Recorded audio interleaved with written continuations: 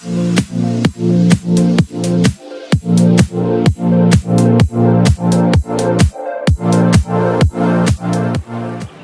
Students, आप सबका स्वागत है। और आज हम इस वीडियो में बात करने वाले हैं राजस्थान बोर्ड पेपर 2018। और राजस्थान बोर्ड पेपर 2018 में भी हम बात करेंगे सेक्शन डी पे, जिसमें 5 क्वेश्चंस आते हैं 6 नंबर्स के, यानी टोटल 30 नंबर का ये आपका सेक्शन होता है डी, जिसमें से 5 क्वेश्चंस आएंगे, 6 क्वेश्चंस आएंगे, 5 नंबर्स, 6 नंबर्स के 5 क्वेश्चन, सॉरी। तो इसमें 26 से लेके 30 क्वेश्चंस हम करेंगे राजस्थान बोर्ड पेपर 2018 में, ठीक है। तो 5 क्वेश्चंस हैं आपके, टोटल 6 नंबर्स के हैं, तो 30 नंबर्स आपके कवर होते हैं इस सेक्शन के अंदर, अगर आपका ये स्ट्रॉन्ग है। और फिक्स चैप्टर्स हैं जहाँ से क्वेश्चन उठते हैं। फर्स्ट बुक जो होती है अपनी 1 से 8 चैप्टर जिसमें हम लेते हैं, उसमें से एक ही 7 का चैप्टर है जिससे 6 नंबर का क्वेश्चन आता है। बाकी चारों क्वेश्चन सेकंड बुक से आते हैं जिसमें हम 9 से 16 चैप्टर पढ़ते हैं। तो सेकंड बुक के ज़्यादा क्वेश्चन हैं 6 नंबर्स के, और 80 में से 49 नंबर की सेकंड बुक ही आती है, 31 की फर्स्ट आती है। तो सेकंड बुक ज़्यादा इंपॉर्टेंट है, ज़्यादा मार्क्स की है बोर्ड में, ज़्यादा वेटेज है उसका। तो आज हम इस पे बात करेंगे सेक्शन डी की। क्वेश्चन हम 26 से लेके 30 तक, Rajasthan board paper 2018 section D, question number 26 से 30 तक बात करेंगे। क्वेश्चन आपको साथ साथ स्क्रीन पे मिल जाएंगे। तो जो 26 का क्वेश्चन है,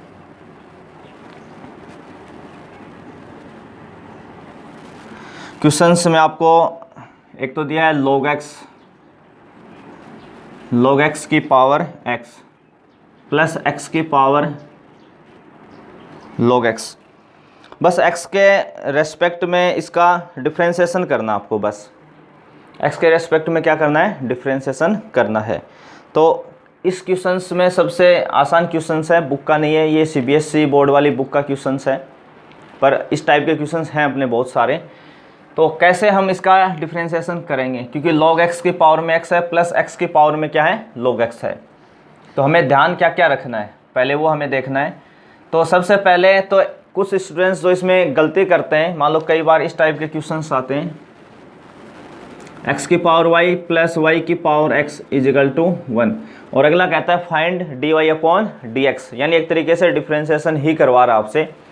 तो वो उसमें इसको भी y इक्वल मान लेता है। तो कई बार स्टूडेंट को यही समझ में नहीं आता कि कब मैं y इक्वल मानूंगा और कब नहीं मानूंगा, ये बात में ही वो कंफ्यूज रहता है। तो जब क्वेश्चंस के अंदर, जैसे अभी हमने एक एग्जांपल लिखा था x की पावर y प्लस y की पावर x इजिकल टू 1, तो उसमें आपका y आ रहा है। तो जब क्वेश्चंस के अंदर y जब आ जाए, जिस दिन y क्वेश्चन के अंदर आ जाए, उस दिन आपको फंक्शन y इक्वल नहीं मानना है। पहली बात तो आपको ये ध्यान रखनी है हमेशा।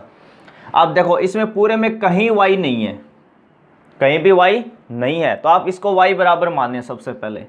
तो इसको आप y बराबर लेंगे तो y बराबर क्या आ जाएगा, log x की पावर x प्लस x की पावर log x।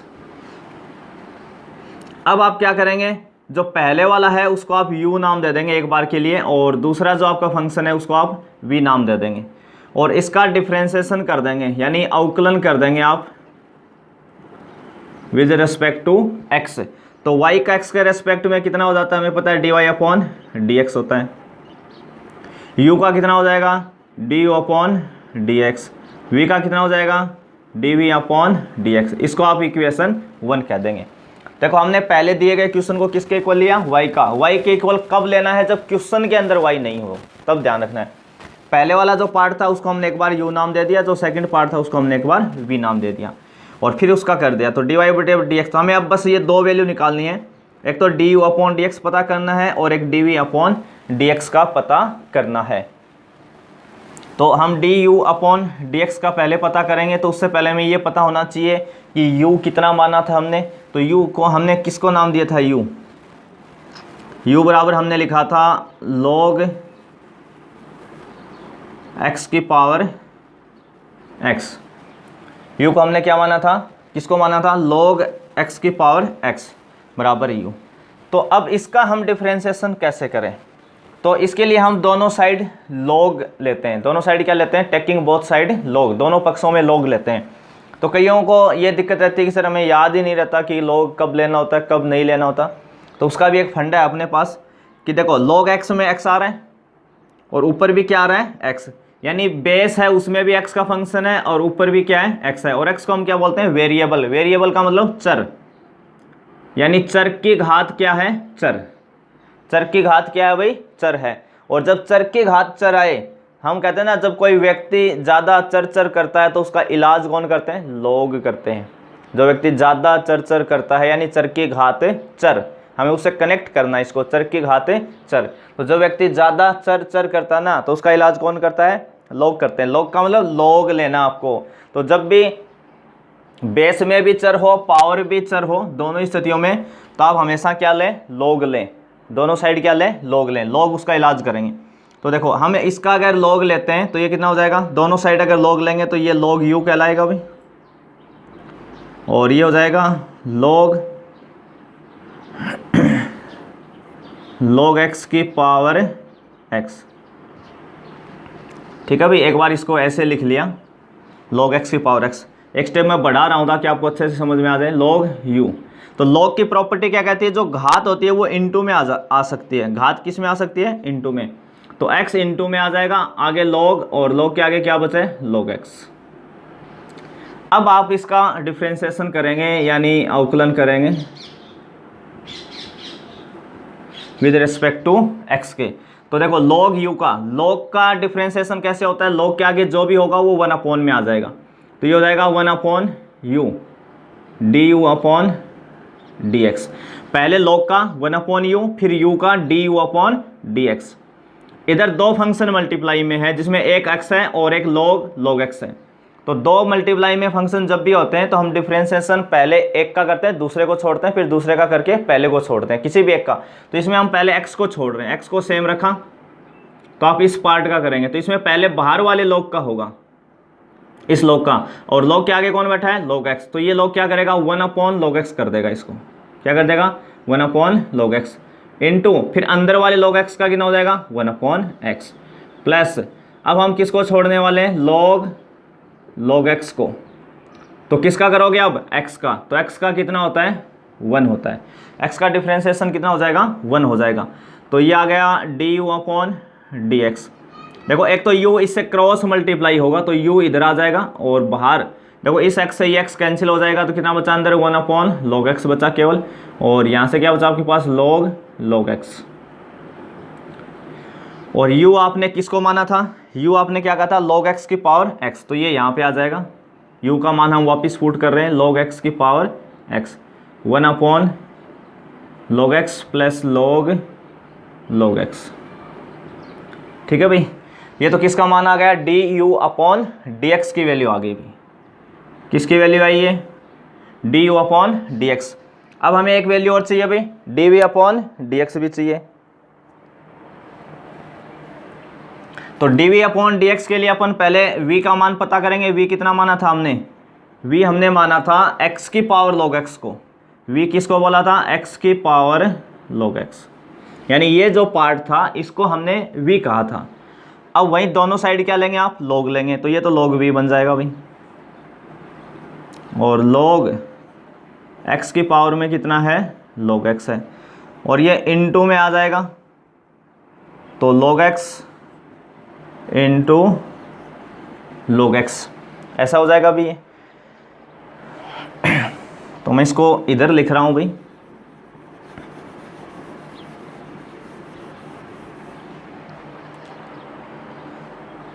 अब इसका आप डिफ्रेंशिएशन करेंगे x के रेस्पेक्ट में, जैसे इसका किया था log u का वैसे इसका भी करेंगे।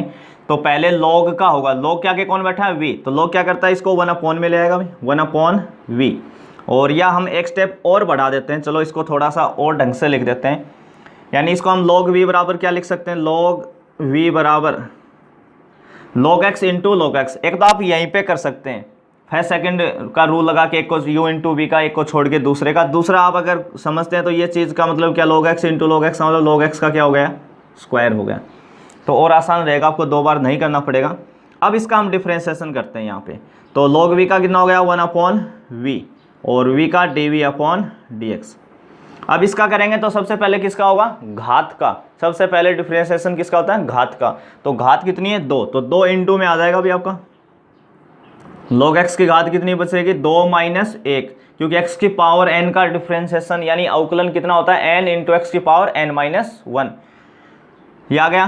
तो 2 log x तो किसका हुआ, पावर का, घात का। अब बचा कौन अंदर, log x, तो log x का कितना होता है 1 अपॉन एक्स, कितना हो जाएगा 1 अपॉन एक्स, और v इंटू में जाएगा अभी इसके साथ, तो dv अपॉन dx बराबर 2 into v into log x upon में कितना है भाई x, ये वाला x। अब आप बस इसकी वैल्यू पुट कर देंगे भाई,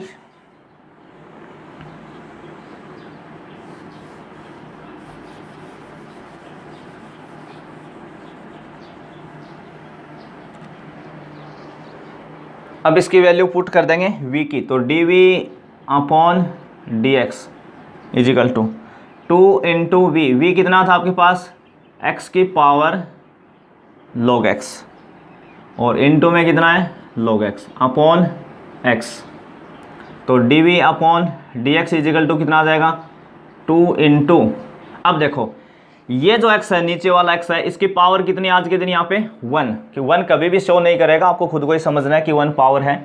ऊपर जाएगी तो इस x को जिस दिन हम ऊपर लाएंगे तो इंटू में x की पावर कितनी हो जाएगी, ये -1। इसका बेस और इसका बेस इक्वल है, और जब भी दो बेस इक्वल होते हैं तो पावर क्या होती है, ऐड होती है, तो ये -1 इसमें ऐड हो जाएगी, तो हम इसको डायरेक्ट लिख रहे हैं 2x की पावर कितना बन जाएगा, ये log x -1 इंटू में कितना हो जाएगा आपके पास log x, इंटू में आ जाएगा। तो ये किसकी वैल्यू आ गई, dv अपॉन dx की, और ये दोनों मान आपको कहाँ पुट करने हैं भाई, इक्वेशन फर्स्ट में। अब ये मैं मिटा देता हूँ भाई यहाँ से, इक्वेशन जो फर्स्ट है आपकी, equation first dy upon dx बराबर थी, dy अपॉन dx बराबर, पहला मान किसका था, du अपॉन dx, तो du अपॉन dx कितना आया था अपने पास, ये आया था, देखो log x की पावर x इंटू ब्रैकेट में क्या था 1 अपॉन log x था, प्लस log x था, ये वैल्यू आ गई भी, ब्रैकेट बंद, प्लस dv अपॉन dx, तो dv अपॉन dx कितना आ जाएगा 2 इंटू एक्स की पावर में log x -1, और इंटू में कितना है log x।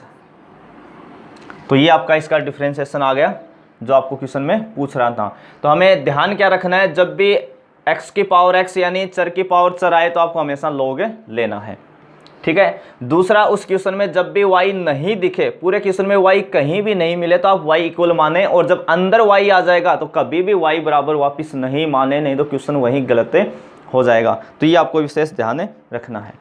तो ये अपना 26 का क्वेश्चन था, 6 नंबर का।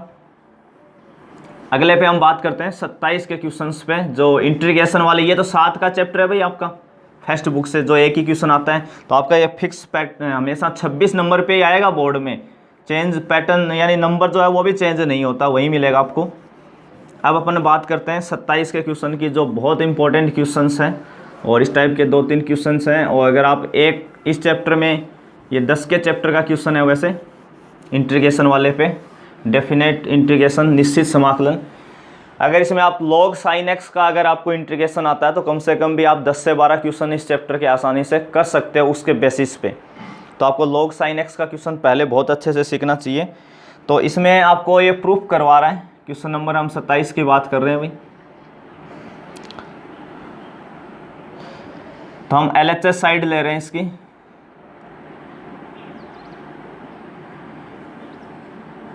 क्वेश्चन है 0 से पाई log 1 प्लस ए cos x, 1 प्लस ए cos x into d x. इसके इक्वल आपको लाना है पाई log 1/2 लाना है। तो देखिए, एक तो आप इस पे स्टार्टिंग में आपका एग्जाम्पल है बुक का, और एक एक्सरसाइज में भी क्वेश्चंस है।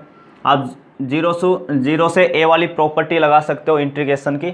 दूसरा, आप डायरेक्ट अगर ये फॉर्मूला आपको आता है तो आप ये भी लिख सकते हैं आसानी से, 0 से पाई log, हम ये जानते हैं कि 1 प्लस cos x बराबर, 1 प्लस cos x बराबर होता है 2 cos square x/2। 1 plus cos x का फॉर्मूला कितना होता है 2 cos स्क्वायर एक्स बाई 2। हमने एक फॉर्मूला हम पढ़ते हैं ट्रिग्नोमेट्रिक में कि cos स्क्वायर एक्स बराबर होता है 1 प्लस cos 2x अपॉन 2, ठीक है ना, 1 प्लस cos 2x। जिस दिन इस 2x की जगह x हो जाता है उस दिन यहाँ x की जगह x बाई 2 और 2 इंटू में आ जाता है इधर क्रॉस मल्टीप्लाई होके। अब ये हो गया अपना log m की वैल्यू और ये n की वैल्यू, दो चीज़ें गुणा में आ जाए log के साथ m इंटू n, तो हम उनको प्लस के साथ लिख सकते हैं। तो अगर एक स्टेप मैं बढ़ा दूं इसमें तो आप ये लिख सकते हैं log 2 अलग लिख सकते हैं plus log cos square x by 2 अलग लिख सकते हैं, ठीक है भाई। log m plus log n यानी log mn, जब चाहे गुणा में लाएं और गुणा में है तो प्लस में। अब इसका हम इंटीग्रेशन भी अलग अलग कर देते हैं। log 2 dx इसका इंटीग्रेशन अलग कर देते हैं प्लस 0 से पाई log cos square x by 2 dx, ये अलग कर देते हैं।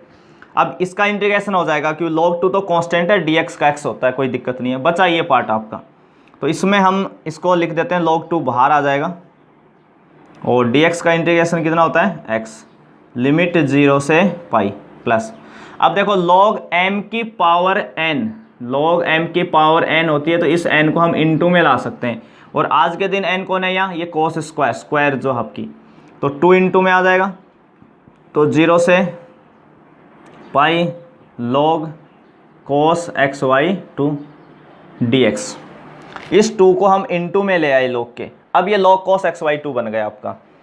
तो बहुत सारे स्टूडेंट ये भी सवाल करते हैं कि हमें इस क्वेश्चंस में ये ध्यान में नहीं रहता प्रॉपर्टी कहाँ लगाएं, हम पुट कहाँ करते हैं। तो पुट का एक पैटर्न है, जब भी log sin x log cos x इस टाइप के क्वेश्चंस हो तो जब जब cos x के आगे जो x होता है, cos x में जो x होता है उसमें जब भी x की जगह x बाई 2 आए या 2x आए आपको पुट करना, बस वहीं पे cos x में x की जगह जब भी x बाई 2 या 2x आए आपको वहीं पुट करना, ये आपका पैटर्न ध्यान रखने वाली बात है। तो हो जाएगा log 2, लिमिट लगाएंगे, अपर लिमिट लगाएंगे, पहले x की जगह pi minus 0 minus lower limit plus 2 0 से पाई log cos एक्स बाई 2, इसमें हम पुट करेंगे भाई अभी। तो इसके लिए अगर हम पुट करते हैं तो किसको पुट करना है अपने को, x by 2 equal to t put करना है। तो x इजिकल टू कितना हो जाएगा 2t, क्रॉस मल्टीप्लाई हो गए, इसका डिफ्रेंसिएशन करेंगे तो x का x के रेस्पेक्ट में 1, यानी इधर हम किससे मल्टीप्लाई करने dx से, और t का कितना हो जाएगा dt, यानी dx बराबर कितना आ जाएगा 2 dt। इस dx की जगह तो हम लिख देंगे 2 dt और लिमिट भी चेंज करते हैं भाई, लिमिट भी क्या करेंगे चेंज करेंगे। यानी पहले जब हम इधर dx लिखते हैं, देखो इंटीग्रेशन में यहाँ क्या लिखा है dx, तो लिमिट के जो ये मान होते हैं ना ये x बराबर ही होते हैं, x बराबर 0 और x बराबर पाई। तो पहला लोअर लिमिट x बराबर कितनी है 0, और ये आप कहाँ पुट करेंगे जहाँ आपने पुट किया था, x बराबर 0 रखते t भी कितना आने वाला है 0। इस इक्वेशन में पुट करें चाहे यहाँ पुट करें, कहीं भी एक जगह x का मान रख दें आपका t का आ जाएगा, यानी अब लिमिट आपकी t में चलेगी।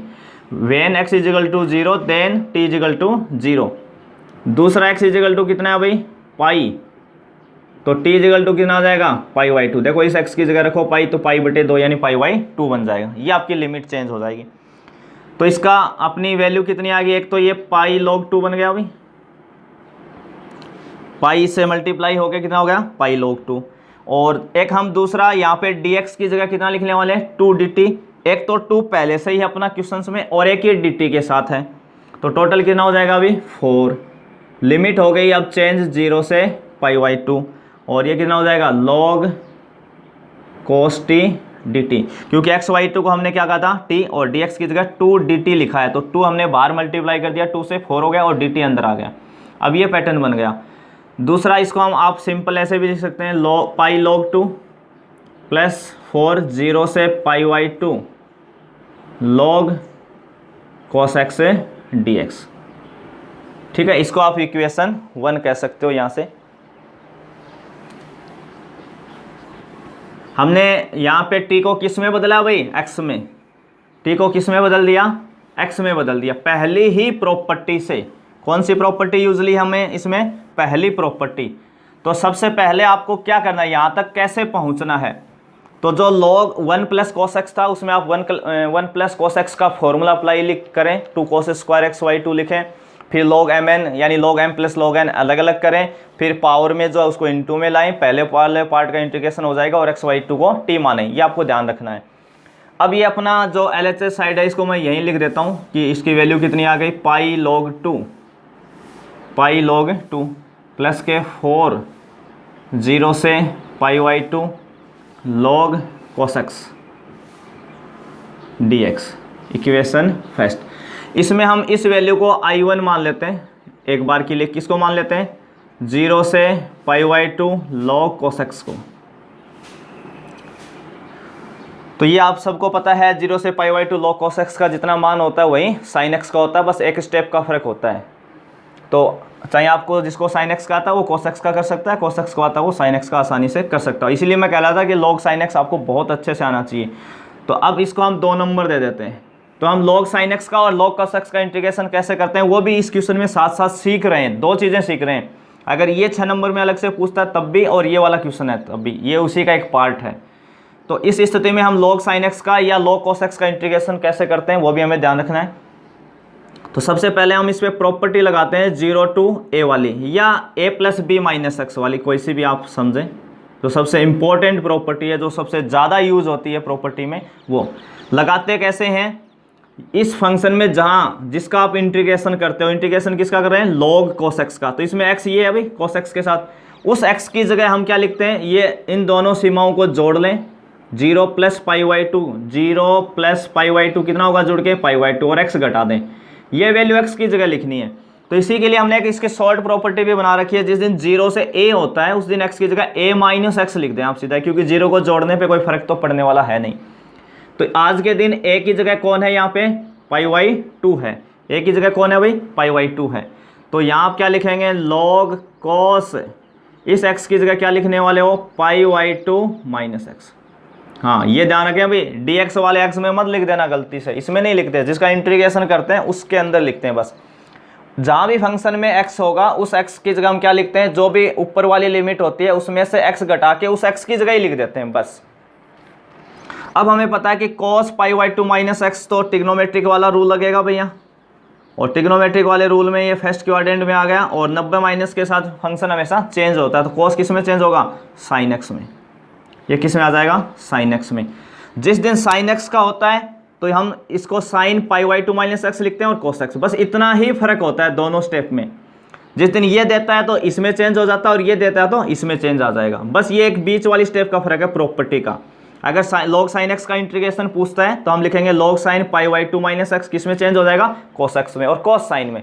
बाकी आगे दोनों सेम चलते हैं। तो हम इससे कम से कम भी 10-12 क्वेश्चंस करवा सकते हैं, पर यहाँ बोर्ड पेपर में केवल इसी क्वेश्चंस पे बात करेंगे अपनी। आप एक क्वेश्चन को सीख के आराम से 10-12 क्वेश्चंस में यूज़ ले सकते हो बहुत अच्छे तरीके से।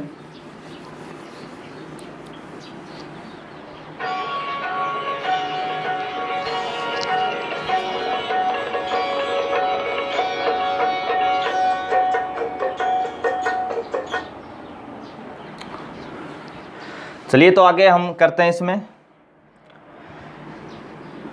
0 से πy2 log sin x dx। तो इसमें हम आगे कैसे करना है, पहले तो हमने इस पर प्रॉपर्टी लगा ली भाई अपनी, क्या लगा ली, प्रॉपर्टी। cos किस में आ गया, sin में।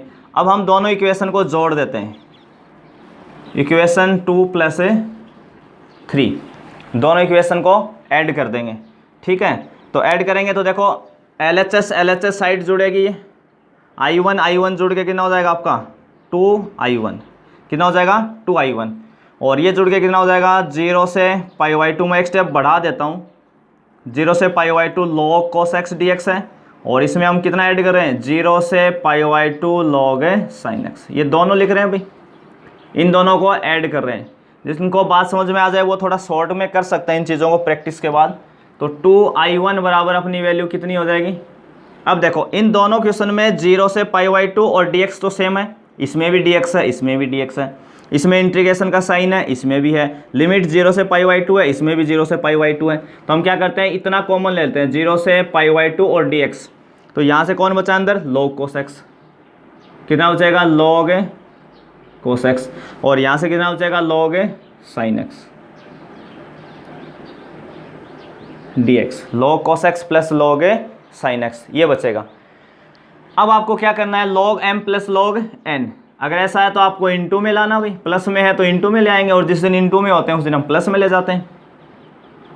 तो ये कितना आ जाएगा, sin x into cos x dx।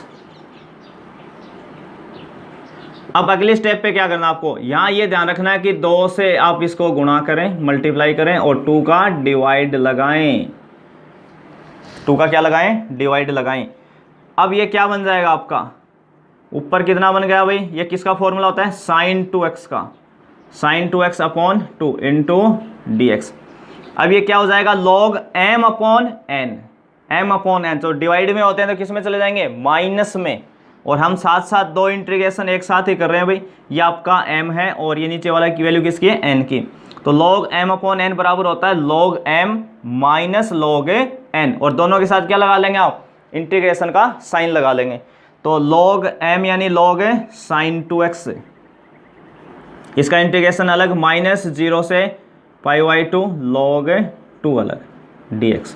तो देखो यहाँ तक अपने क्या स्टेप पे बनी है, जो भी उसमें पहले log cos x दे चाहे log sin x आया अपना, सबसे पहले 0 to a वाली प्रॉपर्टी π/2 माइनस x लिखें, फंक्शन चेंज हो जाएगा। उसके बाद में आपको ऐड करना है, जैसे ही ऐड करेंगे आप इनटू में लाएंगे और यहाँ 2 का मल्टीप्लाई डिवाइड करेंगे, और ऊपर sin 2x बनेगा तो log m अपॉन n होते ही log m minus log n। ये फिक्स पैटर्न है आपका, हर बार यही चलेगा इस क्वेश्चंस में। अब ये वैल्यू मैं I1 की यहाँ से लिख रहा हूँ भाई वापिस,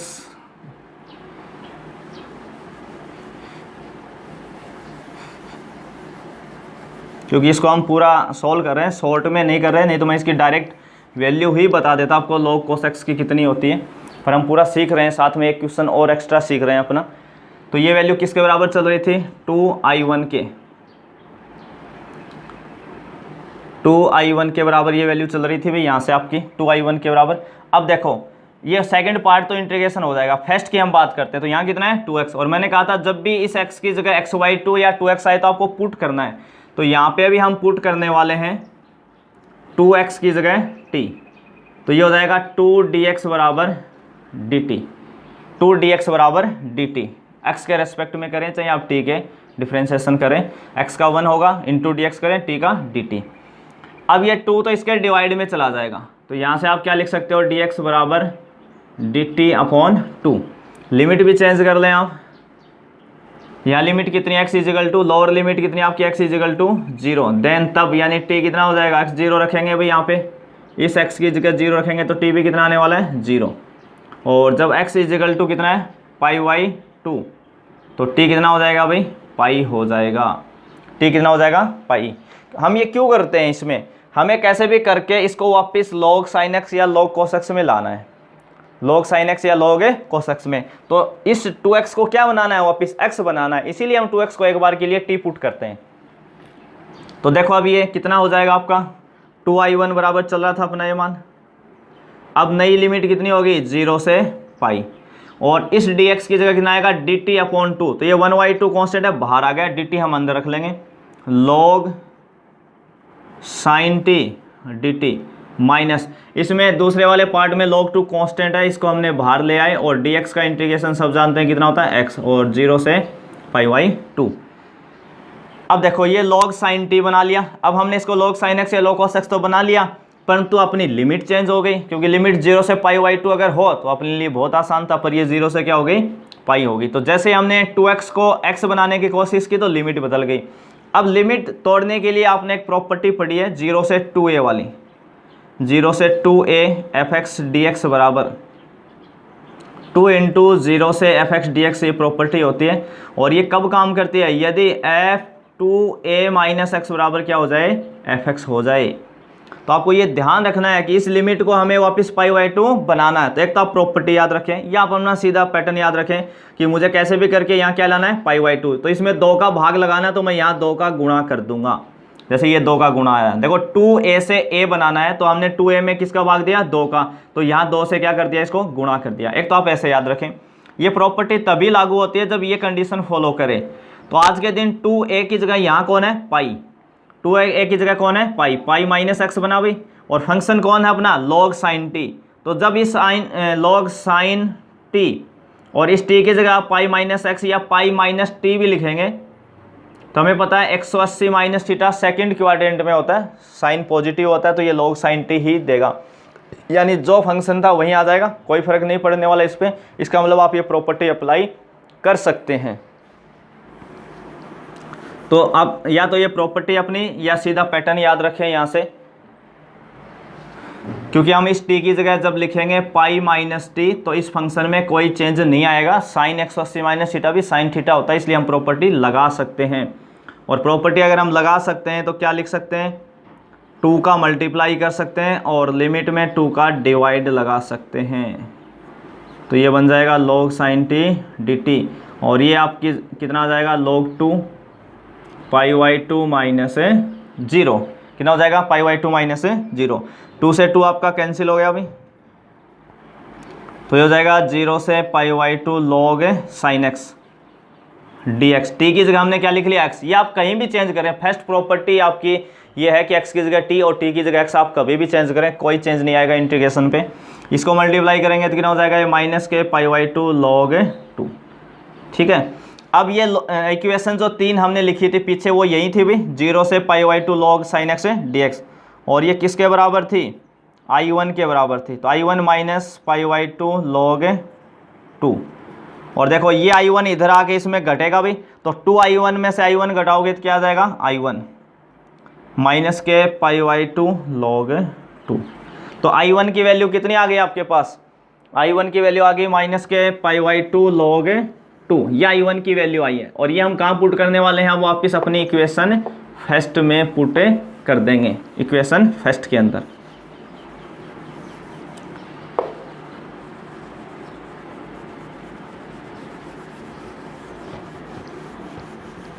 तो इसमें आपको पूरा आना चाहिए log cos x का, log sin x का। पहले से अगर ये क्वेश्चंस आपको करना है तो उसको आपको अच्छे से सीखना है, और ये एक ही क्वेश्चन सीखना होता है बस log sin x का। अगर log sin x का आता है तो कम से कम भी आप 10 से 12 क्वेश्चंस के बीच में डायरेक्ट यूज़ ले सकते हैं और आराम से यहाँ अपना पूरा सॉल्व कर सकते हैं। तो देखो ये कितना बन गया, पाई log 2 प्लस 4, और इसको जो हमने I1 कहा था इसकी वैल्यू कितनी आई, माइनस के पाई बाई 2 log 2, ये आया अभी। तो कितना हो जाएगा ये पाई log 2 माइनस ये 2 4 को कितनी बार काटेगा, 2 बार, तो माइनस के 2 पाई log 2, और पाई में से 2 पाई घटाएंगे तो कितना हो जाएगा, माइनस के पाई log 2। यही आपका आंसर है, और इसमें माइनस आपका आंसर में प्रूफ में नहीं मांग रहा, तो ये माइनस जब आप हटाएंगे तो कहाँ लगाएंगे, पाई log 2 की पावर -1। जैसे हम इंटू में घात को लाते हैं तो इंटू वाला घात में भी ले जा सकते हैं, और इसको आप क्या लिख सकते हो, पाई log 1/2, और यही कि आपका RHS है। ठीक है, तो सबसे पहले आपको log 1 प्लस cos x में 1 प्लस cos x का फॉर्मूला लगाना है, 2 cos स्क्वायर x/2, फिर log m इंटू n यानी log m plus log n करना है। पहले वाले पार्ट का इंटीग्रेशन हो जाएगा आपका, और दूसरे का आपको करना है फिर cos स्क्वायर x/2 में 2 इंटू में लाएँ, फिर x/2 को t पुटे करें, फिर आपको log cos x का पूरा सॉल्व करके दिखाना है 6 नंबर के क्वेश्चंस में। अब अपन अगला क्वेश्चन लेंगे 28 का।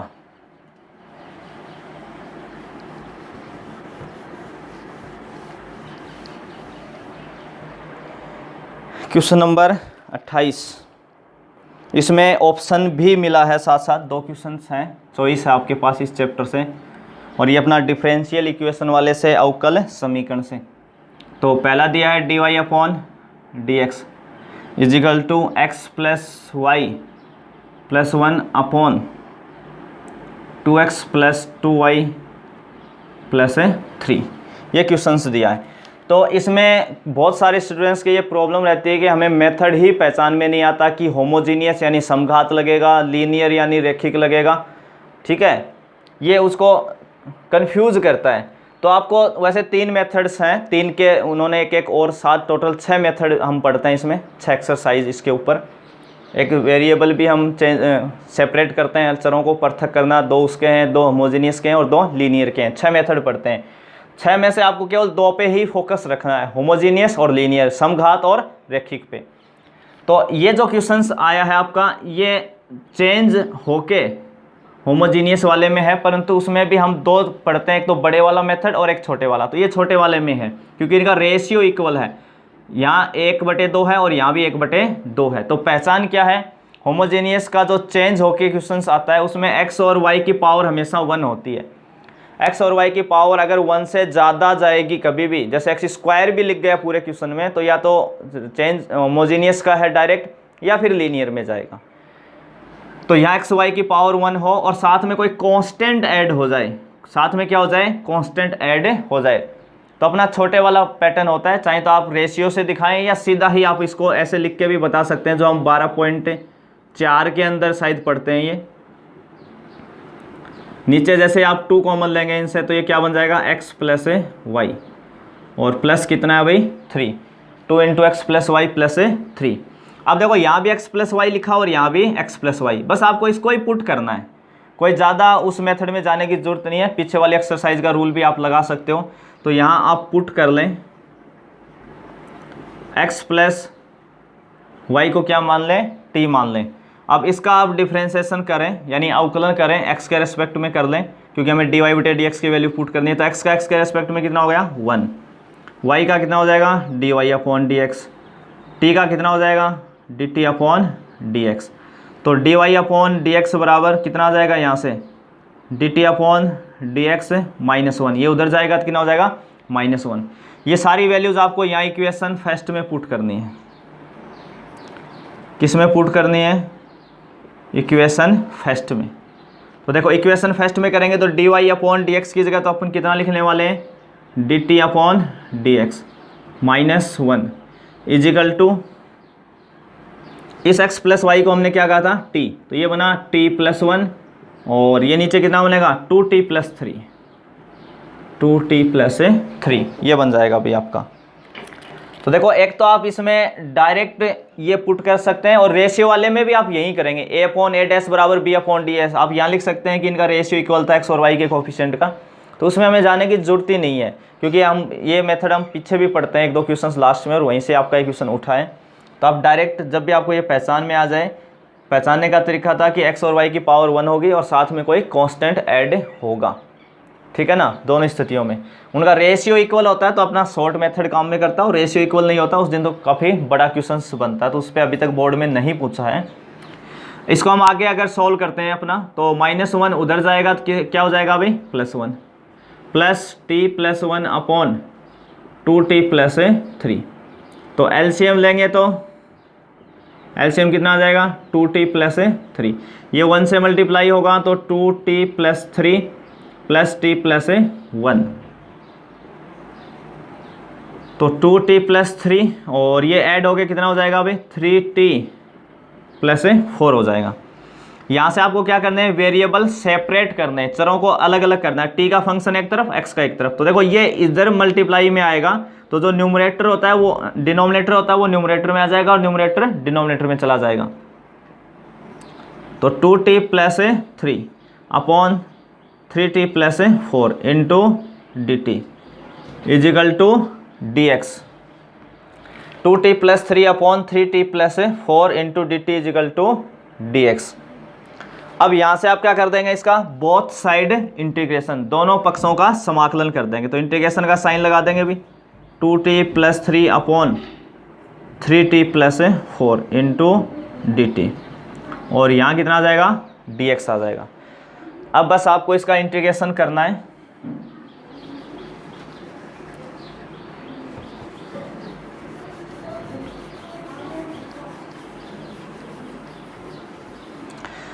तो देखो इंटीग्रेशन हम कैसे करते हैं, x की जगह t फंक्शन है तो ऊपर t की पावर 1 है और नीचे भी t की पावर 1 है। तो जब भी हमें ऐसा मिलता है कि ऊपर और नीचे यानी न्यूमरेटर और डिनोमिनेटर यानी अंश और हर में x की या t की पावर बराबर होती है या न्यूमरेटर की ज़्यादा होती है, ऊपर वाले की ज़्यादा होती है, तो हम डिवाइड मेथड काम में लेते हैं, भाग विधि, ठीक है ना। आप मेरे नेवी एयरफोर्स वाले वीडियो में देख सकते हैं, इंटीग्रेशन पार्ट फर्स्ट सेकंड में हमने बहुत डिस्कशन किया इस पर। तो उसमें हम भाग विधि काम में लेते हैं, और मैंने 3-3 4-4 रास्ते बताए हैं भाग से। जिनको भाग में दिक्कत होती है, तकलीफ होती है ना, वो बच सकते हैं। तो हम यहाँ भाग ना लगा के अपना दूसरे वाला पैटर्न से कोशिश करेंगे इसको।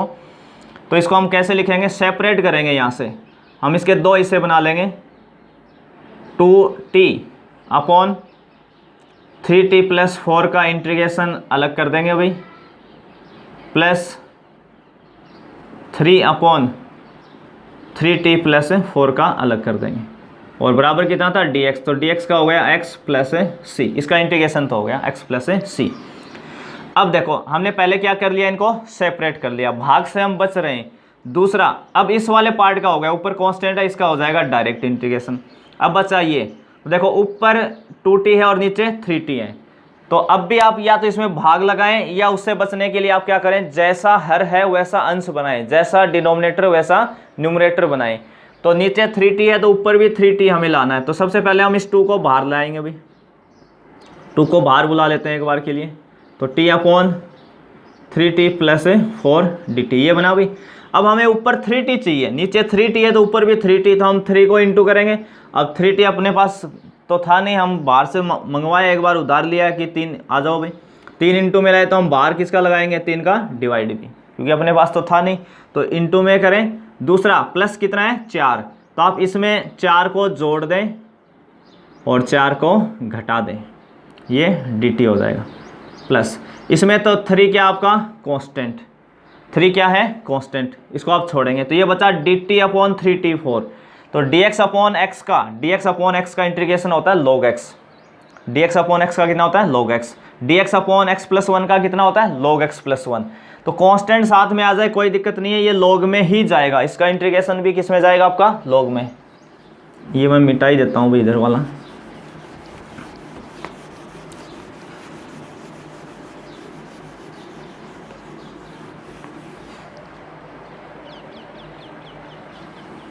तो ये हो जाएगा log 3t प्लस 4 अपॉन में कितना आएगा 3 equal to x plus c। क्योंकि देखो x का कोफिशिएंट जितना भी आता है, t का हो चाहे x का जो भी कोफिशिएंट होता है वो डिवाइड में आता है, हम इसको डायरेक्ट लिख रहे हैं, नहीं तो आप इसको फिर पुट करें, ठीक है ना। तो इतना क्वेश्चन हम पहले करें, तो यहाँ उस चीज़ का इंपॉर्टेंस नहीं है कि आप इंटीग्रेशन ज़्यादा डिटेल में दिखाएं, आप सीधा लिख सकते हैं।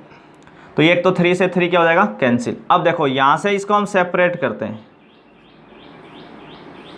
सेपरेट करेंगे तो 3t प्लस 4 में हम अलग डिवाइड लगाएंगे, 3t प्लस 4 का, माइनस 4 में अलग डिवाइड लगाएंगे 3t प्लस 4 का, इंटू dt। यहाँ कितना बचेगा log 3t plus 4 equal to x plus c। अब ये पूरा क्या हो जाएगा आपका कैंसिल, तो यहाँ कितना बचा 1, बाहर कितना है dt, और 2/3 इन दोनों से मल्टीप्लाई है, तो हम मल्टीप्लाई करेंगे तो 2/3 आ जाएगा बाहर, और ये 1 डॉट dt माइनस 2/3 है, इंटू में ये कितना है 4, और ऊपर कितना हो जाएगा dt/3t plus 4 plus log 3t plus 4 equal to x plus c। तो ये हो जाएगा 2/3 dt का इंटीग्रेशन कितना होता है भाई t, माइनस ये हो जाएगा 8/3, और इसका हम वापस डायरेक्ट लिख लेंगे log 3t plus 4 upon divide में कितना आएगा 3, क्योंकि यहाँ t का x का जो भी कोफिशिएंट होता है उसका हम डिफ्रेंसिएशन करते हैं उकलन, और वो डिवाइड में लगाते हैं इंटीग्रेशन में हमेशा, plus log 3t plus 4 equal to x plus c। अब देखो ये कितनी वैल्यूज बनी आपकी,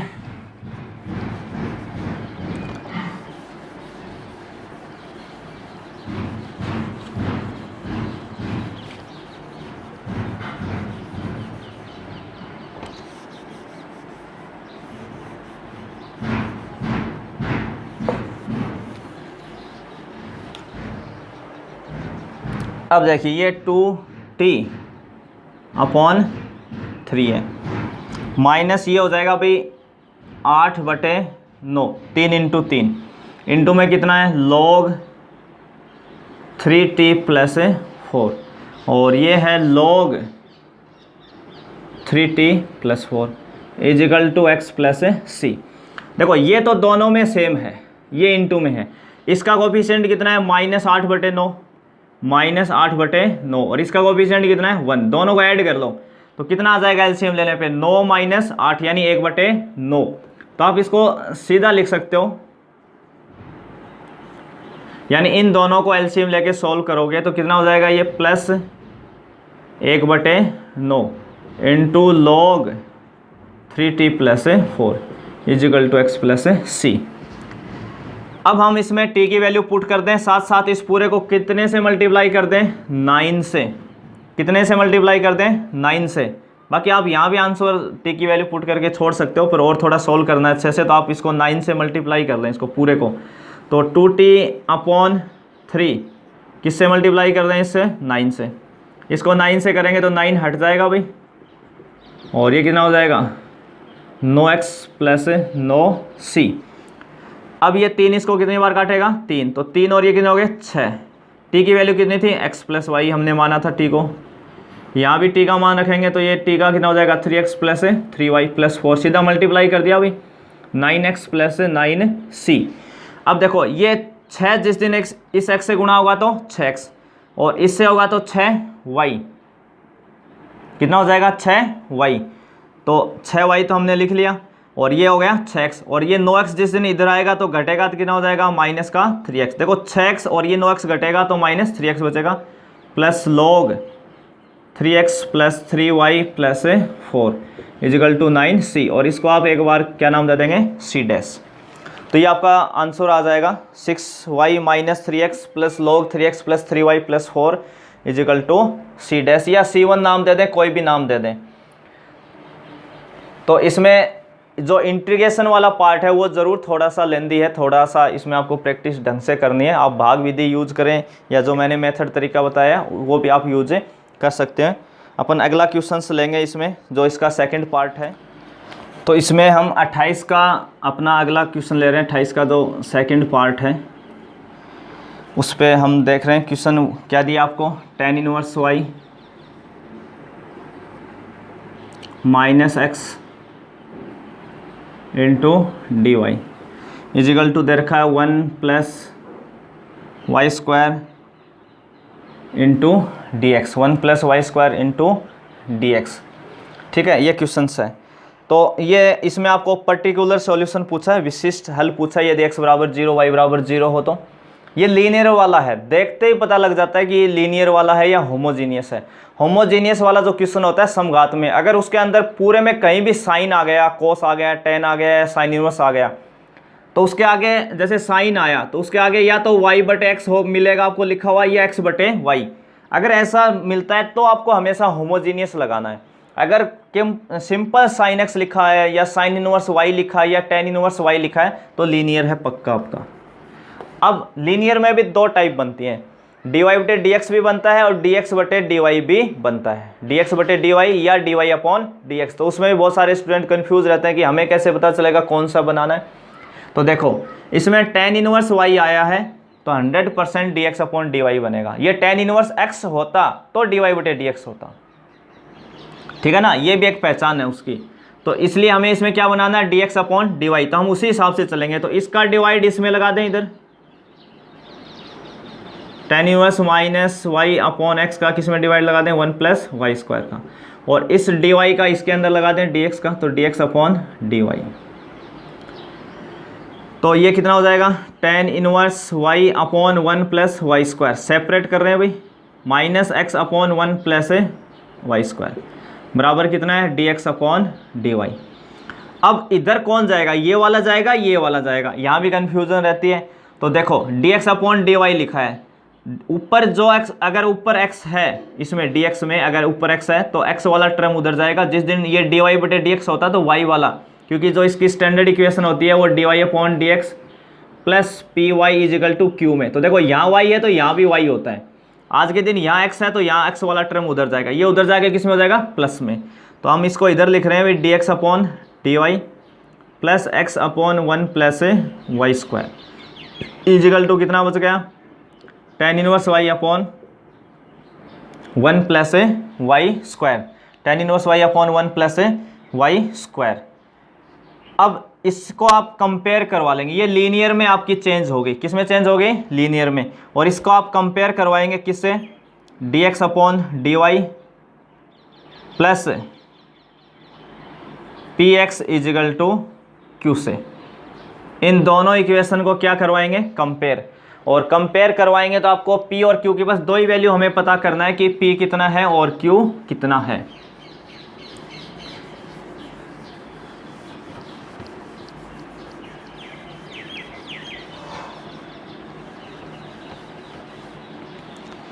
तो अगर आप इसको कंपेयर करवाते हैं तो देखो p की वैल्यू कितनी आएगी यहाँ से, यहाँ x का कोफिशिएंट p है और इसमें x का कोफिशिएंट कितना है 1/1 प्लस वाई स्क्वायर, और q की वैल्यू कितनी आ जाएगी tan inverse y/1 plus y square.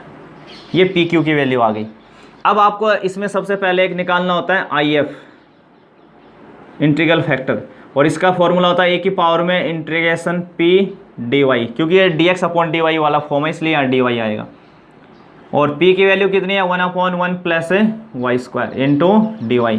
तो इसका ये डायरेक्ट एक फॉर्मूला ही होता है किसका, tan इनवर्स वाई का। D y upon 1 plus y square का इंटीग्रेशन कितना होता है tan इनवर्स वाई, आप डायरेक्ट लिख सकते हैं।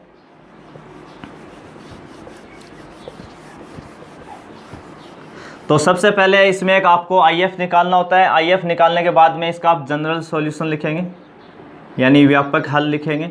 तो उसका फॉर्मूला अगर डी वाई बटे डी एक्स की फॉर्म होता है तो वाई इंटू आई एफ होता है, परंतु अब ये चेंज हो गया, d x upon d y की फॉर्म है ये। तो फॉर्मूला कितना हो जाएगा एक्स इंटू आई एफ, मैं लिख देता हूँ एक बार formula, x into I F integration में Q into I F d y plus C, ये होता है। तो आई एफ कितना है अपने पास ए की power tan inverse y, Q खुद कितना था tan inverse y upon 1 plus y square into I F कितना आया था ए की power tan inverse y into d y plus C. अब इसका इंटीग्रेशन, ये तो सोल्व है ही, इसका इंटीग्रेशन करना हमें, तो इसमें आप पुट कर लें। हम किसको पुट कर रहे हैं भाई, tan इनवर्स y को t पुट कर रहे हैं। tan इनवर्स y को t पुट करेंगे तो इसका डिफ्रेंसिएशन करेंगे t के रेस्पेक्ट में। तो tan इनवर्स y का जो डिफ्रेंसिएशन यानी अवकलन जो होता है वो कितना होता है 1/1 plus y square into y का कितना हो जाएगा d y upon into d y, और t का कितना हो जाएगा dt। वो dt आप इधर लिख के उधर मल्टीप्लाई कर लें, चाहे कोई दिक्कत नहीं है। तो tan इनवर्स y का होता है 1/1 plus y square, differentiation complete. तो y जिधर होता है उधर dy और t की तरफ dt से मल्टीप्लाई कर दें। तो देखो अपने पास इसको हमने t कहा भाई, तो इसकी जगह t भरेंगे, इसको t भरेंगे, और dy बटे 1 प्लस वाई स्क्वायर, देखो ये dy रहा और ये अपॉन में 1 प्लस वाई स्क्वायर रहा, इसकी जगह हम क्या लिखेंगे dt।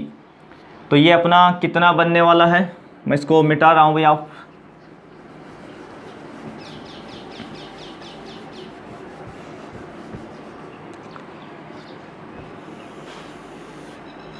अब देखो इसमें ये वैल्यू पुट कर देते हैं।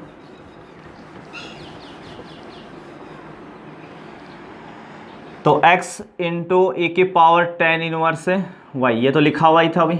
अब देखो इसको हमने क्या माना था t, इस पूरे को हमने क्या कहा था t, तो t लिख दिया भाई।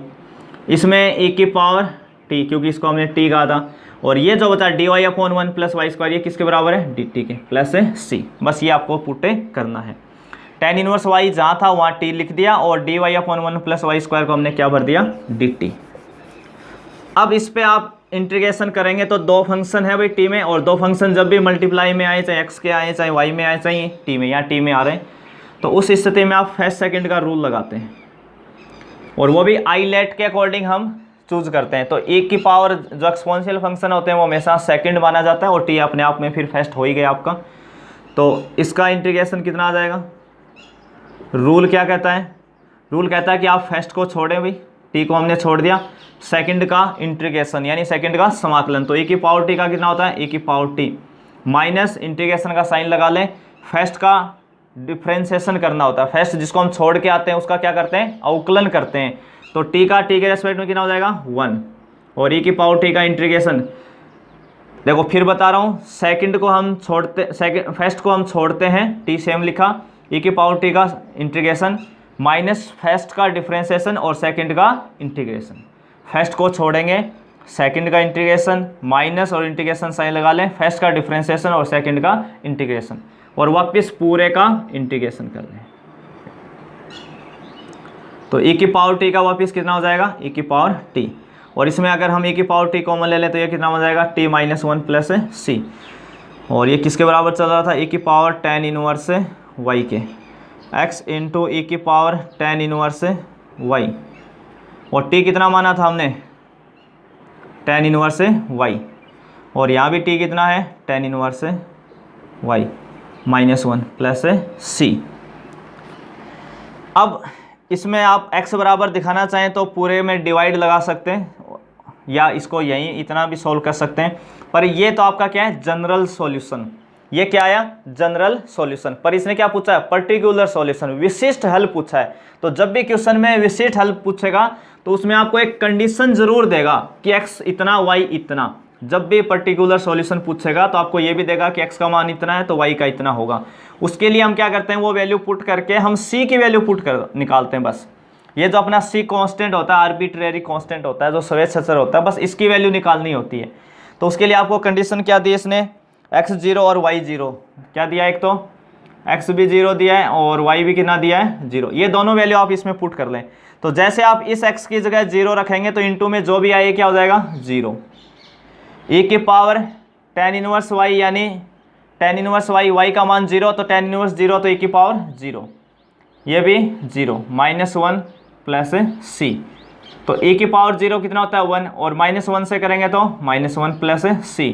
तो यहाँ से c की वैल्यू कितनी आ गई, 1 आ गई। वो मान आप यहाँ रख दो बस c का इसमें वापस। तो x इंटू ई की पावर tan इनवर्स y बराबर e की power tan inverse y into tan inverse y plus c का मान कितना आ गया भाई, 1। और एक स्टेप और सॉल्व करके दिखाना चाहो तो दिखा सकते हो, बाकी इतना भी सही है। आप इसका डिवाइड लगा दो पूरी इक्वेशन में, तो इधर तो x बचेगा, जैसे डिवाइड लगाएंगे ये कैंसिल हो जाएगा। तो यहाँ से कितना हो जाएगा आपके पास, tan इनवर्स y -1 था अभी यहाँ पे, tan इनवर्स y -1, और ये हो जाएगा 1/1 e की पावर tan इनवर्स y। और ये ऊपर जाके क्या लिख सकते हो आप इसको सीधा, e की power minus tan inverse y। तो ये इसका क्या आ जाएगा, सॉल्यूशन। ठीक है, पीछे वाले में आपने यहाँ अगर हमने -1 लिखा था तो -1 कर लेना, और बाई चांस +1 हो तो +1 कर लेना। शायद मेरे हिसाब से -1 ही था। अगला क्वेश्चन हम लेंगे, तो अपन क्वेश्चन नंबर 29 पे बात करते हैं, और उसमें हमने एक लाइन मैंने लिख भी दी है। क्वेश्चन अपना क्या है, आपको प्रूफ करना है, 2 लाइन दे रखे हैं और दोनों का ये प्रूफ करना है कि दोनों लाइन क्या करती हैं, इंटरसेक्ट करती हैं, यानी प्रतिच्छेद करती हैं, और उनका प्रतिच्छेद बिंदु के निर्देशांक भी बताने हैं, यानी कोऑर्डिनेट बताने हैं इंटरसेक्ट पॉइंट के। तो अपने ये 14 वाले चैप्टर का है, 3D वाले का, और बिल्कुल आसान क्वेश्चन है 6 नंबर के अंदर ये। तो पहली जो लाइन हमें दी है, यानी इक्वेशन ऑफ लाइन जो दी है, रेखा का समीकरण। अब जो रेखा की समीकरण है वो हमें 2 फॉर्म में देता है, या तो कार्टेशियन फॉर्म में देता है कार्तीय रूप में, या वेक्टर फॉर्म यानी सदिश रूप में। तो ये वेक्टर फॉर्म में दी है। तो पहली ये लाइन दी है, तो आप चाहो तो इसमें आई जे कैप के हमें आगे चल के कोफिशिएंट कॉमन लेने होंगे, तो मैं पहले ही एक स्टेप बढ़ा रहा हूँ ताकि आपको समझ में आ जाए। हम इसको ऐसे लिख सकते हैं, आई कैप प्लस जे कैप माइनस के कैप। इस लैम्डा को इससे गुणा कर रहे हैं तो ये हो जाएगा 3 लैम्डा इंटू आई कैप और माइनस लैम्डा इंटू जे कैप। हम ऐसा क्यों लिख रहे हैं इसको, क्योंकि हमें आई जे के कैप के कोफिशिएंट रखने हैं, कॉमन लेने। आई जे कैप के कोफिशिएंट क्या ले लें, कॉमन। उस फॉर्म में इसको बनाना है, तो बनाएंगे तो आई कैप कॉमन लेंगे। तो देखो आई कैप लेंगे तो यहाँ से आई कैप का कोफिशिएंट कितना है, 1। कुछ नहीं लिखा इसका मतलब 1 है, तो यहाँ से आएगा 1, यहाँ से कितना आ गया 1, और यहाँ आई कैप का कितना है 3 लैम्डा, तो प्लस 3 लैम्डा इंटू आई कैप हम बाहर लिख देंगे। ऐसे जे कैप कॉमन लेंगे तो यहाँ से कितना बचा 1, और यहाँ से माइनस लैम्डा जे कैप। ऐसे ही यहाँ से कितना बचेगा के कैप, कि ये क्यों अकेला ही टर्म है आपका के कैप। तो पहले तो आप लाइन को ऐसे लिख लें। अब दूसरी जो इक्वेशन है उसको भी ऐसे ही लिखना है, जो आर वेक्टर बराबर आपको दी है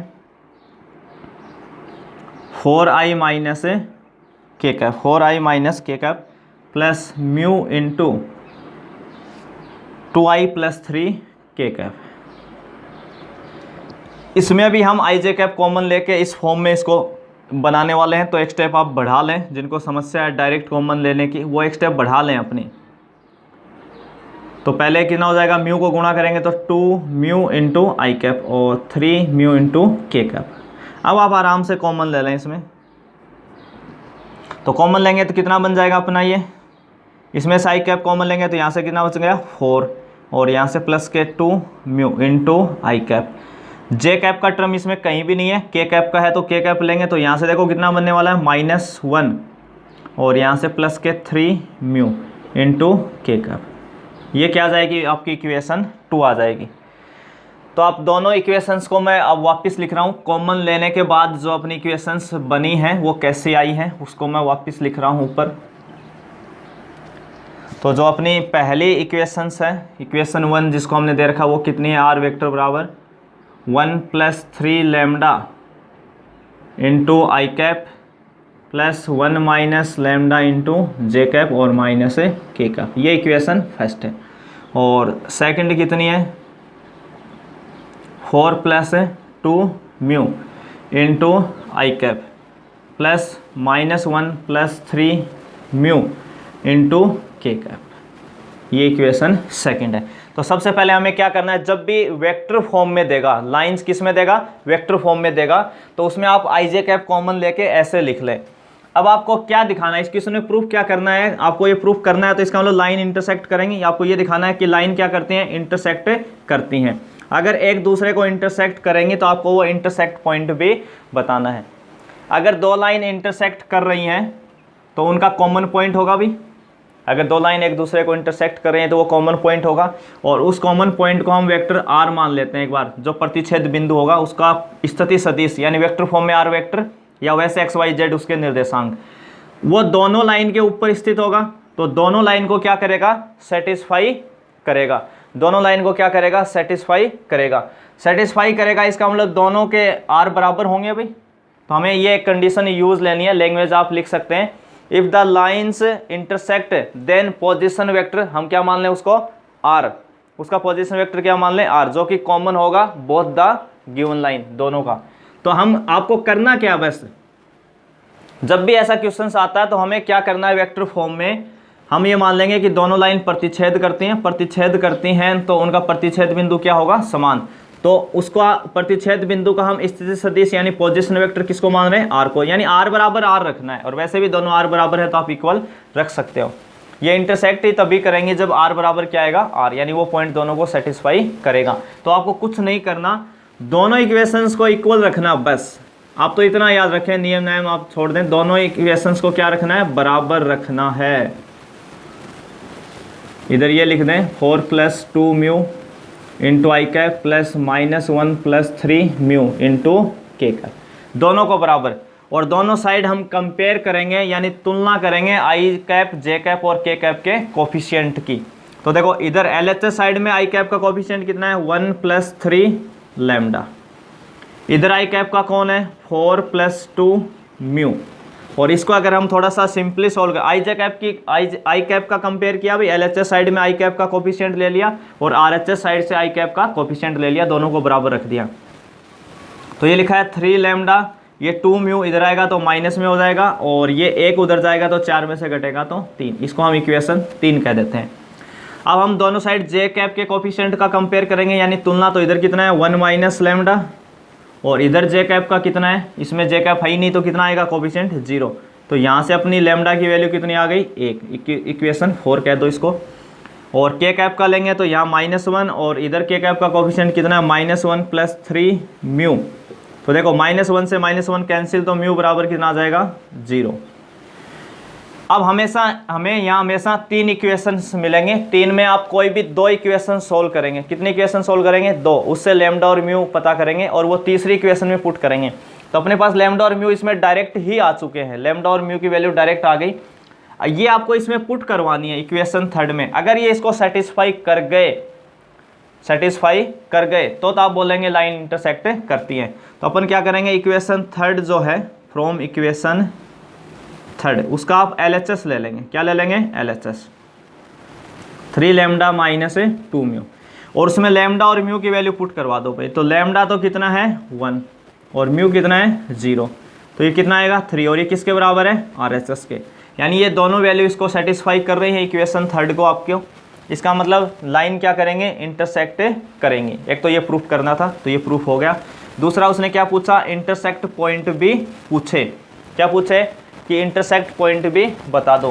तो आप ये जो लैम्डा और म्यू की जो वैल्यू है इनमें से किसी भी एक को, चाहे तो आप लैम्डा की वैल्यू पुट कर दें चाहे म्यू की पुट कर दें, किसी भी एक वैल्यू को आप इक्वेशन 1 या 2 में पुट कर दें। लैम्डा का मान 1 है और म्यू का कितना है, 0 है।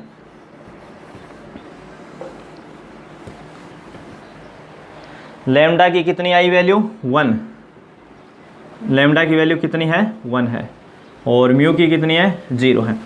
इसमें से किसी को भी, चाहे आप लेमडा की वैल्यू यहाँ पुट करवा दे चाहे म्यू की, किसी एक को इसमें रखवा दो। तो हम इक्वेशन 1 में रखवा रहे हैं लेमडा की वैल्यू। तो आर वेक्टर बराबर कितना आ जाएगा, देखो यहाँ लेमडा का मान कितना रखेंगे 1, तो 1 + 3 गुणा 1 आ जाएगा आई कैप, 1 - 1 जे कैप और माइनस के कैप। तो आर वेक्टर बराबर क्या बना, ये 1 + 3 कितना हो गया 4 आई कैप, ये हो जाएगा 0 जे कैप और माइनस के कैप। तो ये वो आर क्या था आपका, जहाँ लाइन दोनों एक दूसरे को इंटरसेक्ट कर रही थी उस इंटरसेक्शन पॉइंट का ही तो हमने पोजीशन वेक्टर आर कहा था। तो आर किसके बराबर होता है xi + yj + j cap. R किसके बराबर होता है xi + yj + z के कैप। तो आपका इंटरसेक्ट पॉइंट कितना आ जाएगा भाई, प्रतिच्छेद बिंदु। आई कैप का कोफिशिएंट 4, जे का 0 और इसका -1, ये आ जाएगा। यानी यहाँ जो आई जे कैप के जो कोफिशिएंट हैं, यहाँ 4 है, ये 0 है, ये -1 है, यही क्या आपका इंटरसेक्ट पॉइंट है। तो सबसे पहले आपको अगर वेक्टर फॉर्म में लाइन देता है तो आप उसमें आई जे कैप कॉमन लेके 2 लाइन बना लें, उन दोनों को बस बराबर रख दें। बराबर रखने पे आपको 3 इक्वेशंस मिलेंगी, किन्हीं भी 2 को सॉल्व करके आप वैल्यू निकाल लें लेमडा और म्यू के मान, जो भी कांस्टेंट देता है, और वो तीसरी इक्वेशन को अगर सेटिस्फाई करते हैं तब तो आप बोलेंगे कि लाइन क्या करती है इंटरसेक्ट यानी प्रतिच्छेद करेंगी, नहीं तो नहीं करेंगी। और फिर उसका मान रखने पे आपके पास इंटरसेक्ट पॉइंट भी आ जाएगा।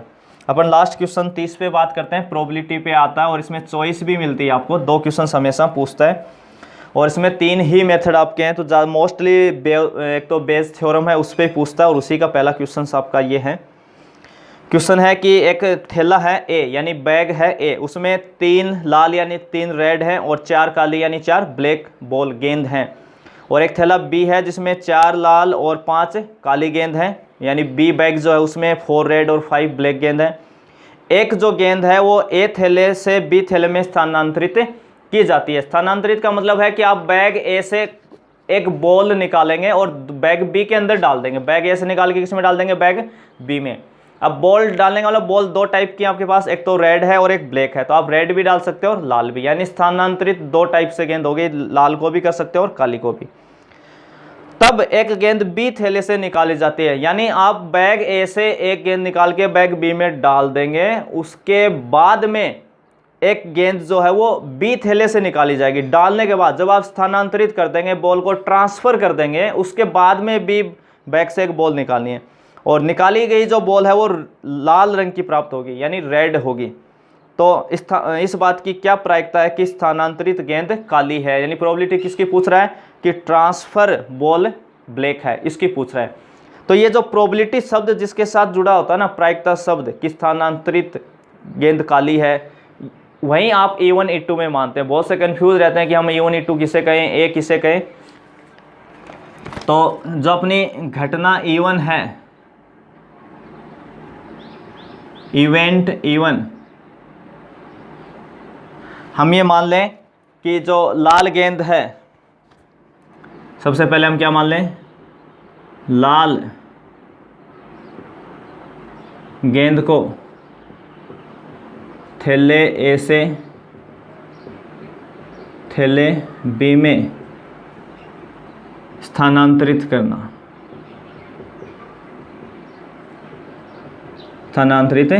ये हम इवेंट E1 मान लेते हैं। और एक घटना E2 मानेंगे हम, जिसमें बस क्या आ जाएगा यहाँ पे, काली गेंद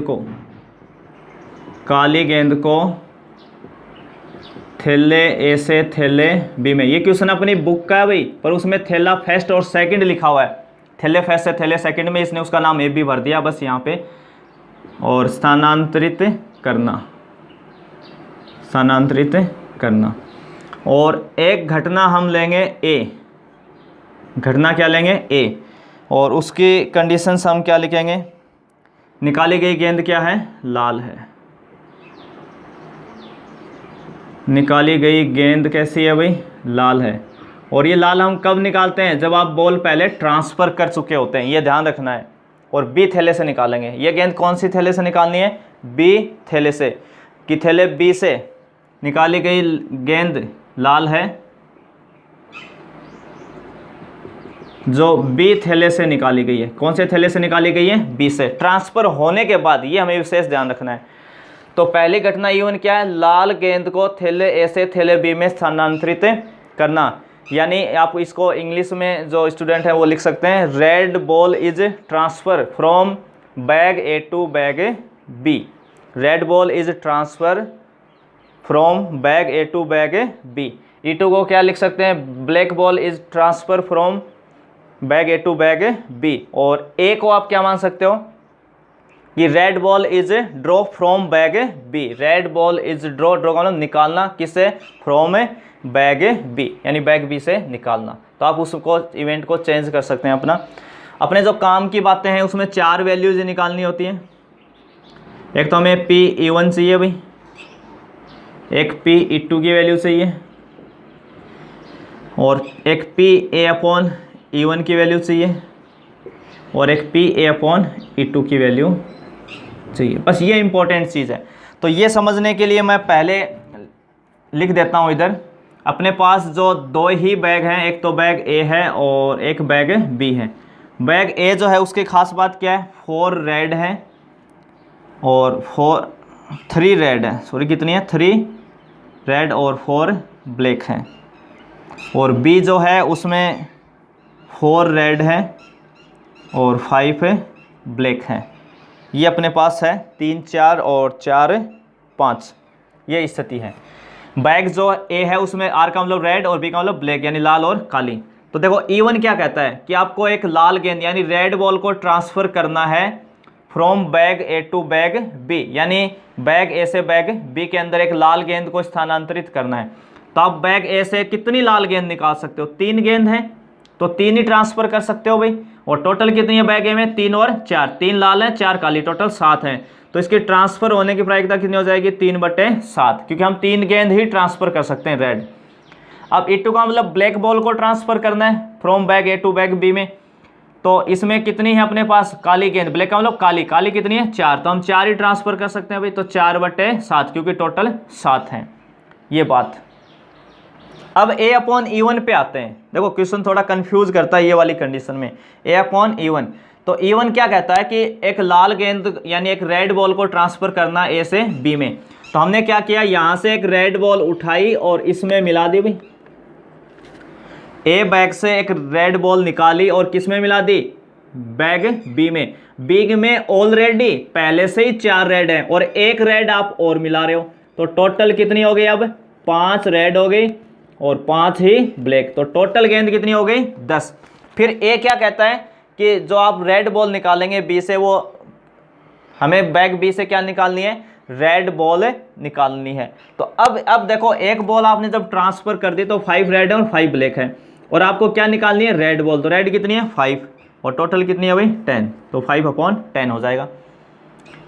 ठीक है, पहले ट्रांसफ़र करना है, फिर आपको बैग बी से रेड बॉल निकालना है। ये का मतलब बैग बी से एक रेड बॉल निकालना। निकाली गई गेंद लाल है जो कि बी थैले से निकाल रहे हैं आप। ऐसे ही E2, A/E2 का मतलब ब्लैक बॉल ट्रांसफ़र करेंगे भाई आप। कौन सी बॉल ट्रांसफ़र कर रहे हो? ब्लैक। तो ब्लैक करेंगे तो ये ब्लैक इसमें मिलेगी भाई। तो 4 रेड हो जाएंगी और 6 क्या हो जाएंगी? ब्लैक, क्योंकि 5 ब्लैक पहले से थी और एक आपने और मिला दी बैग ए से उसमें ले जाके। तो अब 4 रेड हैं और 6 ब्लैक। परंतु ए क्या कहता है? ए तो कहता है कि बैग बी से रेड ही निकालनी है। ट्रांसफ़र आपने चाहे जो भी की हो, पर बॉल हमें कैसे निकालनी है? रेड। तो अब रेड कितनी है इसमें? 4, और टोटल कितनी है? 10। ये आपको ध्यान रखना है भाई, ये वैल्यू आपको निकालनी है। अब जो आपकी बेज थ्योरम का जो फॉर्मूला होता है वो आपको लगाना है बस। और जो प्रोबेबिलिटी पूछी है वो किसके लिए पूछी है? ब्लैक बॉल के लिए, कि ट्रांसफ़र जो बॉल है वो ब्लैक हो। तो ब्लैक को हमने क्या नाम दिया? काली गेंद को E2 नाम दिया। तो फॉर्मूला अपना बेस थ्योरम का क्या बनेगा? E2/A। तो ये हो जाएगा PE2 × PA/E2 upon PE1 × PA/E1 plus PE2 × A/E2। ये आ जाएगा भाई। और ये मान आपको इसमें रखने हैं सारे। तो मैं ऊपर अब इवेंट मिटा रहा हूँ, ये इसमें अपन को ये वैल्यू पुट करनी है बस।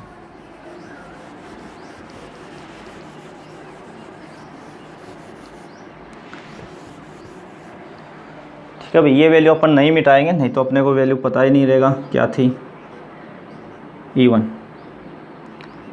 तो ये मान रख दो भाई इसमें सारे अपने, जो भी अपने को पता है, E2/A। तो देखो PE2 का मान कितना था यहाँ पे, 4/7 गुणा में A/E2 कितना है, 4/10 अपॉन PE1 कितना है, 3/7 और A/, कितना भी 5/10, ये वापस 4/7 और 4/10। तो देखो इसको जब आप सॉल्व करेंगे, हमने सारी वैल्यूज पुट कर दी, अब इसको हम मिटा देते हैं यहाँ से।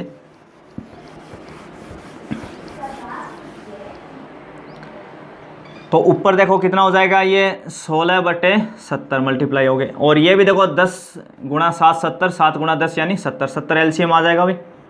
3 को 5 से गुणा करेंगे 15, 4 को 4 से करेंगे 16, 70 से 70 कैंसिल, ये ऊपर 16 बचा और 15 और 16 कितना हो गया जुड़ के 31। तो 16/31 ये वैल्यू आपकी आ जाएगी। अब हम इसके सेकंड पार्ट पे करते हैं, जो इसमें चॉइस में एक क्वेश्चन और आया है लास्ट अपना।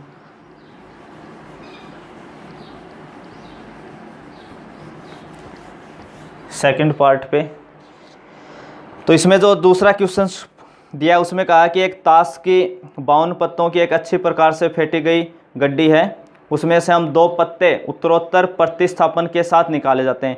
यानी कोई आपके पास कार्ड है, ठीक है, टोटल कितने होते हैं, 52 कार्ड होते हैं, उससे आप 2 कार्ड निकालते हैं और वो भी विद रिप्लेसमेंट। किसके साथ निकालते हैं, विद रिप्लेसमेंट के साथ निकालते हैं। तो आपको आगे क्या पूछ रहा है कि इक्कों की संख्या का प्रायिकता बंटन और माध्य ज्ञात कीजिए, यानी find the probability of distribution and mean of the number of S. S का मतलब इक्कों की संख्या का एक तो क्या बताना है, प्रोबेबिलिटी डिस्ट्रीब्यूशन यानी प्रायिकता बंटन, और एक मीन यानी माध्य निकालना है। तो इंपॉर्टेंट चीज़ क्या है इसमें, प्रोबेबिलिटी डिस्ट्रीब्यूशन ही है, ठीक है ना, उससे अपना आ जाएगा, सब वैल्यूज आ जाएंगी। तो सबसे पहले जो हम ताश के बारे में यानी कार्ड के बारे में बात करें तो कुल पत्ते जो हैं यानी टोटल जो कार्ड होते हैं अपने, टोटल जो कार्ड होते हैं वो कितने होते हैं भाई, 52 होते हैं। और जिसमें इक्के जो होते हैं, इक्के जो होते हैं, एस जो होते हैं वो कितने होते हैं, 4 अगर इक्के हैं तो शेष कार्ड यानी रिमेन कार्ड कितने बचेंगे, 48। टोटल 52 कार्ड हैं, तो जिसमें से 4 इक्के 4 एस हैं, तो पीछे 48 कार्ड बचेंगे जिसमें सारे आ जाएंगे आपके, ठीक है।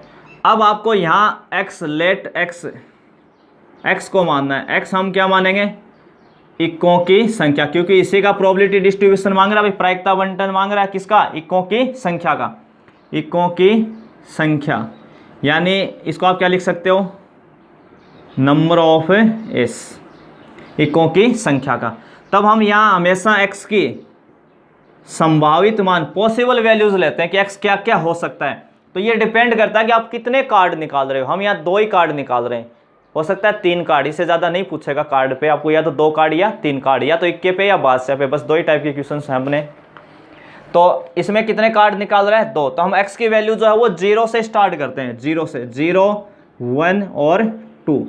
जितने, अगर ये मान लो 3 कार्ड निकालते हैं यहाँ से, तो हम 3 तक जाते हैं 0 से स्टार्ट करके। अब कई सोचते हैं सर 0 से क्यों स्टार्ट किया, 2 तक ही क्यों गए, क्योंकि आपने मान लो ताश से 2 कार्ड खींचे, 2 कार्ड आपने निकाले, तो हो सकता है उसमें कोई इक्का नहीं आए। जब कोई इक्का नहीं आएगा तो हम उसको किससे रिप्रेजेंट करेंगे, 0 से, क्योंकि इक्कों की संख्या 0, तो कोई इक्का आया नहीं, या 1 इक्का है या 2 आए, इसके अलावा कोई केस नहीं हो सकता। जब भी आप 2 कार्ड खींचेंगे तो हो सकता है उसमें कोई इक्का नहीं हो, 1 इक्का हो या 2 इक्का हो। तो 3 पॉसिबिलिटी हमारी बनती है, 3 वैल्यूज हम लेंगे। अब हम इनके मान निकालते हैं, px = 0। और देखो बिल्कुल आसान है, px = 0। ये x क्या बताता है, नंबर ऑफ एस यानी इक्कों की संख्या, और उसके बराबर कितना लिख दिया आपने, 0, यानी इक्कों की संख्या बराबर क्या है, 0। यानी आपने जो 2 कार्ड खींचे थे उन दोनों कार्ड में कोई इक्का नहीं है, कोई इक्का नहीं है। और जब इक्का नहीं है तो आप किस में से निकालोगे वो कार्ड, 48 में से। तो यहाँ पहला कार्ड आप किस में खींचने वाले हो, 48 में से। टोटल कितने, 52, तो इसकी प्रायिकता 48/52। क्या आपने दोनों कार्ड निकाल लिए, नहीं, एक ही। तो जब तक आप इनटू में, जब तक आपका प्रोसेस में हो तो इनटू करें, या आप हम 48 वो भी, पर हम यहाँ सिंपली तरीका लेंगे। और ये कह रहा है कि विद रिप्लेसमेंट करना है। दो ही टाइप के हैं, या तो विदाउट रिप्लेसमेंट या विद रिप्लेसमेंट। विद रिप्लेसमेंट का मतलब आपने कार्ड निकाला फिर मिला दिया, फिर दूसरा निकालेंगे, यानी जो आप पहला कार्ड निकालते हैं वो वापस उसके अंदर डालेंगे और फिर दूसरा निकालेंगे। तो हमने 48 में से एक कार्ड निकाला तो पीछे 47 बचे 47, अब हम उसको वापस मिला देंगे। वापस मिला देंगे तो वापस कितने हो जाएंगे, 48 के 48 हो जाएंगे। तो यानी अगला 48/52। तो हमें यह भी ध्यान रखना है, जब जब उत्तरोत्तर प्रतिस्थापन सहित यानी विद रिप्लेसमेंट आता है क्वेश्चन में, तो हमेशा टोटल रिजल्ट चेंज नहीं होंगे, ऊपर भी उतने रहेंगे नीचे भी उतने रहेंगे। और जब विदाउट रिप्लेसमेंट बिना प्रतिस्थापन आता है तो आपको रिजल्ट कम करने हैं, बस ये ध्यान रखना है। दो कार्ड थे इसलिए हम दो दो वैल्यू का मल्टीप्लाई, ये पहले कार्ड निकालने की प्रोबेबिलिटी, ये दूसरे कार्ड निकालने की प्रोबेबिलिटी। और ऐसा एक ही केस पॉसिबल है क्योंकि दोनों ही इक्के नहीं है। तो अगर इसको हम कैंसिल कर दें 4 से तो ये 12 बार कटेगा भाई, ये भी 12 बार, और ये दोनों कितने बार कटेंगे, 13। तो ये 12 को 12 से गुणा करेंगे 144, 13 को 13 से करेंगे 169 आ जाएगा। x बराबर 1 है। तो x किसको बताता है, नंबर ऑफ एस, यानी इक्कों की संख्या। वो कितनी है, 1। यानी आपने जो दो कार्ड निकाले थे उसमें एक इक्का है इस बार। अब एक इक्का है तो पहले हम इक्के में से निकाल सकते हैं 4/52। इक्का आने की प्रायिकता कितनी हो जाएगी, क्योंकि 4 इक्के होते हैं, 4/52 इंटू, अब वो एक इक्का निकाला था आपने वापस मिला दिया। अब परंतु दूसरा पत्ता कैसा है, जो इक्का नहीं है। इक्का नहीं है तो किस में से निकालेंगे, 48 में से। तो 48/52, और इसको कितने से गुणा करेंगे, 2 से। 2 से क्यों किया, क्योंकि हो सकता है कि पहला कार्ड इक्का है दूसरा इक्का नहीं आए, या पहला इक्का नहीं हो दूसरे वाला इक्का हो, तो दो पॉसिबिलिटी बनती हैं। तो इसलिए आप डायरेक्ट 2 से गुणा कर दें। तो वहीं 4 से ये कटेगा भाई 13 बार, और ये 12 और ये 13 बार 4 से, तो ये कितना हो जाएगा अपना 24/169। ठीक है। अगला अपना लास्ट है x बराबर 2। x वही इक्कों की संख्या और 2 है, यानी दोनों के दोनों इक्के हैं, दोनों कार्ड इक्के हैं। इक्के हैं तो किस में से निकलेंगे, 4। तो 4/52 और 4/52, रिजल्ट टोटल वही रहेंगे कि हम विद रिप्लेसमेंट कर रहे हैं, कार्ड निकाला वापस डाला फिर निकाला फिर डाला। तो 4/52 ये कितना हो जाएगा, 1/13 1/13 यानी 1/169। ठीक है भाई। तो x का प्रायिकता बंटन अपन ऊपर बना रहे हैं। अब इसको मैं मिटा देता हूँ यहाँ से।